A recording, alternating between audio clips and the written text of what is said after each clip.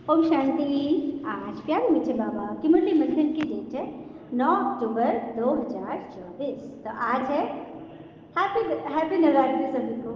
तो आज है माँ गौरी काल रात्रि सातवीं पूजा। तो सातवीं देवी हमारी है माँ दुर्गा का स्वरूप काल रात्रि के रूप में हम जानते हैं। और धार्मिक मान्यता के अनुसार माँ काल रात्रि का जन्म माँ चंडी के मस्तक से हुआ था। माँ कालरात्रि की उत्पत्ति चंड मुंड रक्त बीज और शुंभ निशुंभ को मारने के लिए हुआ था। राक्षसों को मारने के लिए इन्होंने अपना ये दिव्य स्वरूप धारण किया था। और एक विशेष बात इनके बारे में कि कालरात्रि को शुभंकरी के नाम से भी जाना जाता है, जिसका संस्कृत में अर्थ है शुभ अर्थात अच्छा करने वाली, क्योंकि मान्यता है कि वो अपने भक्तों को हमेशा सकारात्मक परिणाम प्रदान करती है। इसलिए ऐसा माना जाता है कि वो अपने भक्तों को निडर बनाती है। इस देवी के अन्य कर्म प्रसिद्ध नामों में रौद्री और घुमोरना भी शामिल है। इनका एक और नाम है रौद्री और घुमोरना। इस तरह से कालरात्रि माँ का हम सबने परिचय लिया। और अब बाबा हमें क्या सुना रहे हैं हम सुनते हैं। मीठे बच्चे, विश्व का राज बाहुबल से नहीं लिया जाता, उसके लिए योग बल चाहिए। यह भी एक लॉ है। विश्व का राज बाहुबल से अर्थात युद्ध बल से नहीं, योग बल से होना है। योग की शक्ति यह लॉ है, यही कानून है, यही कायदा है, यही नियम है और ये ईश्वरीय नियम है, सृष्टि का नियम है। ठीक है, तो सृष्टि के नियम के लिए हम कुछ एक बात सुनते हैं कि कौन सी चीज़ हमारे जीवन में सबसे ज़रूरी है। तो जीवन में 7 सुख है। जीवन में 7 सुख है।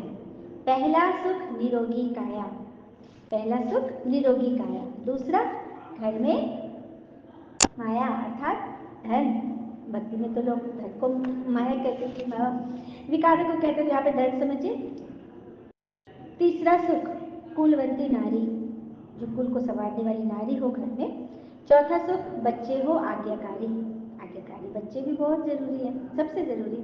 पांचवा सुख स्वदेश में वासा, कहीं भी रहो, कमाओ धमाओ कुछ करो बाहर जाके, लेकिन बसना है तो स्वदेश में बसो। छठा सुख राज्य हो पास, मतलब अपना स्वराज्य हो, स्वराज, स्व पर राज करने वाले बनो। तो जो स्व पर राज करते हैं वही धनवान बनते हैं, रियल धनवान। और सातवां सुख है संतोषी जीवन। तो ऐसा अगर जीवन में 7 सुख है जिसके पास, उसके पास समस्त है, क्योंकि संतोषम परम सुखम। ठीक है, तो बाबा यही लॉ तो हमें सिखा रहे हैं। प्रश्न है, शिव बाबा स्वयं ही स्वयं पर कौन सा वंडर खाते हैं? स्वयं ही स्वयं पर कौन सा वंडर खाते हैं? आश्चर्य करते बाबा खुद पर। उत्तर है, बाबा कह रहे देखो कैसा वंडर है, मैं तुम्हें पढ़ाता हूँ पर मैंने किसी से कभी पढ़ा नहीं। मेरा कोई पिता नहीं, मेरा कोई टीचर नहीं, मेरा कोई गुरु नहीं। मैं सृष्टि चक्र में पुनर्जन्म लेता नहीं हूँ, फिर भी तुम्हें सभी जन्मों की कहानी सुनाता हूँ। खुद 84 के चक्र में नहीं आता, लेकिन चक्र का ज्ञान बिल्कुल एक्यूरेट देता हूँ। क्या बात है, तो बाबा की तो ताली है ना। बाबा खुद अपने बारे में बता रहे हैं, देखो कितना वंडरफुल हूँ मैं। इसको समझेंगे कि क्यों ऐसा। ओम शांति। रूहानी पिता तुम बच्चों को सुदर्शन चक्रधारी बनाते हैं, अर्थात तुम इस 84 के चक्र को जानते हो, आगे नहीं जानते थे। अभी बाबा द्वारा तुमने जाना है, सच बात है, हम सब जान रहे हैं ना बाबा के द्वारा, इस बंधन के द्वारा। 84 जन्मों के चक्र में तुम आते हो जरूर। तुम बच्चों को 84 के चक्र का नॉलेज देता हूँ। मैं सुदर्शन चक्रधारी हूँ, परंतु प्रैक्टिकल में 84 जन्मों के चक्र में आता नहीं, तो इसे समझ आनी चाहिए। शिव बाबा में सारा ज्ञान है, तुम जानते हो। हम ब्राह्मण अभी सुदर्शन चक्रधारी बनते हैं, बाबा नहीं बनते।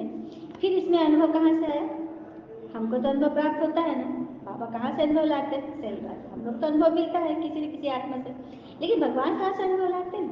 जो हमको सुनाते हैं, प्रैक्टिकल अनुभव भी तो होना चाहिए ना। तो बाबा कहते हैं मुझे ज्ञान का सागर कहते हैं, परंतु मैं तो 84 के चक्र में आता ही नहीं, फिर मेरे में ज्ञान कहाँ से आया? तो बाबा कह रहे हैं ड्रामानुसार मेरे में सारा नॉलेज मिला हुआ है जो तुमको सुनाता हूँ। तो वंडरफुल हुआ ना टीचर, वंडर खाना चाहिए ना।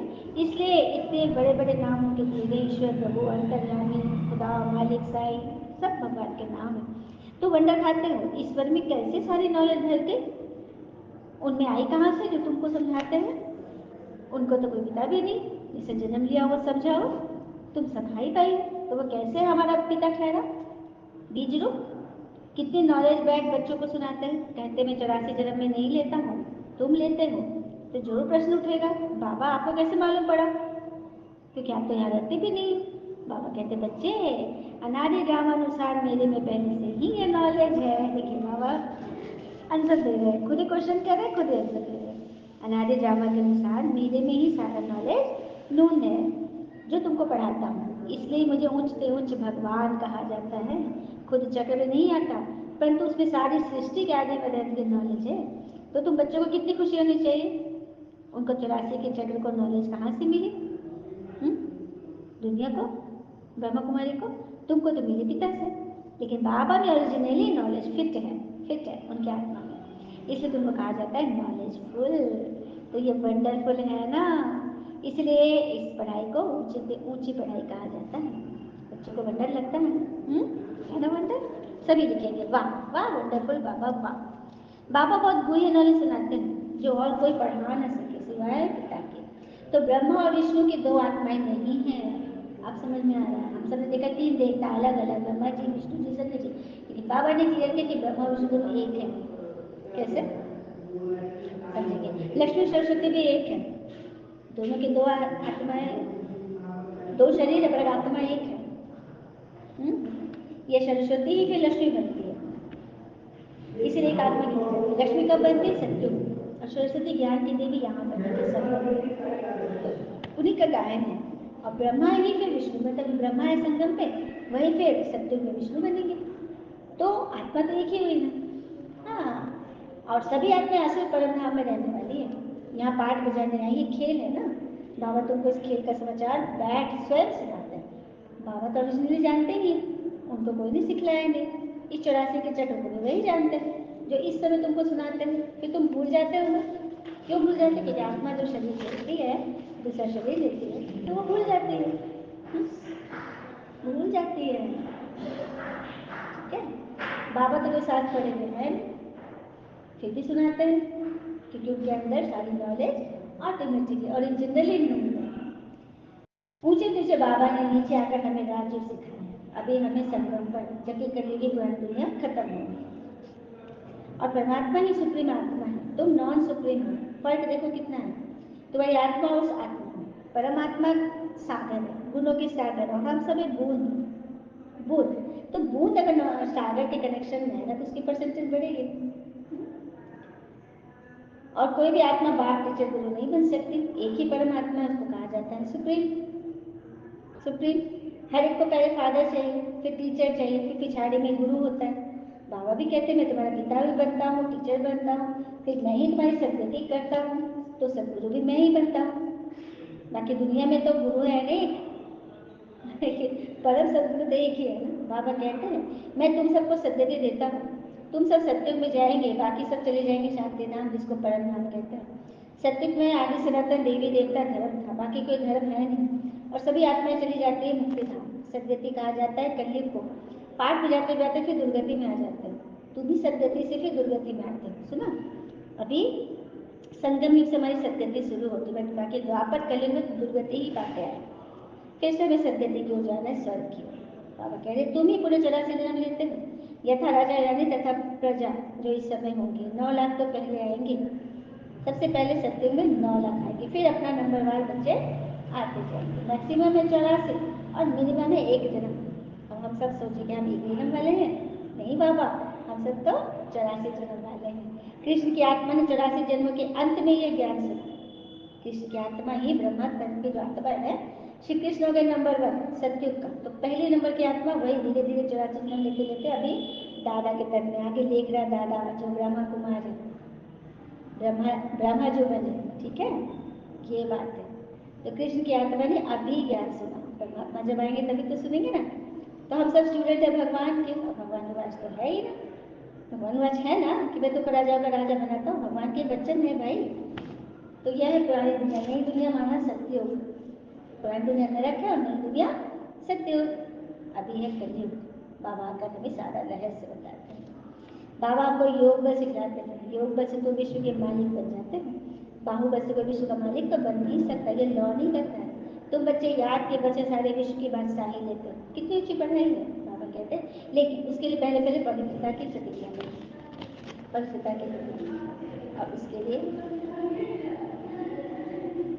खुद पर अटेंशन, है ना।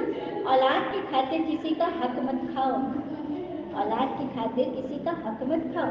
औलाद काबिल हुई तो खुद कमा लेगी, अगर नालायक हुई तो सब गवा देगी।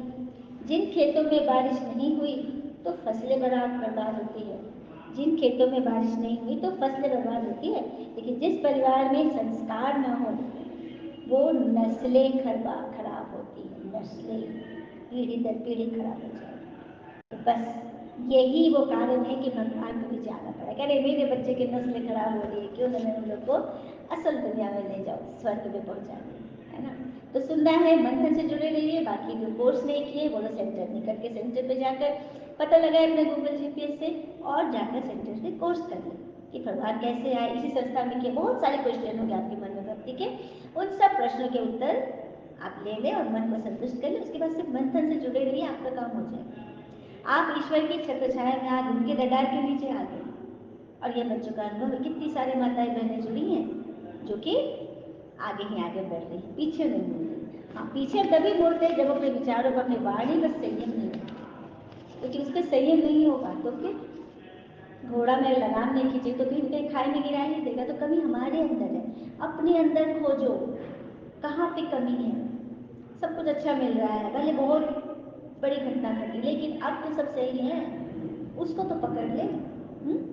ये है सच्ची बात। अच्छा, मीठे मीठे बच्चे प्रति भगवान की नमस्ते। हम बच्चे के भी प्यारे बाबा को नमस्ते। और एक बात और कहते हैं, अगर माता पिता के टोका टोकी से, रोका रोकी से कोई बच्चे चिढ़ने लगे, मूंझने लगे, तो समझिए कि वो उसका काम तमाम हो चुका है, वो आवारा श्रेणी में आ चुके हैं।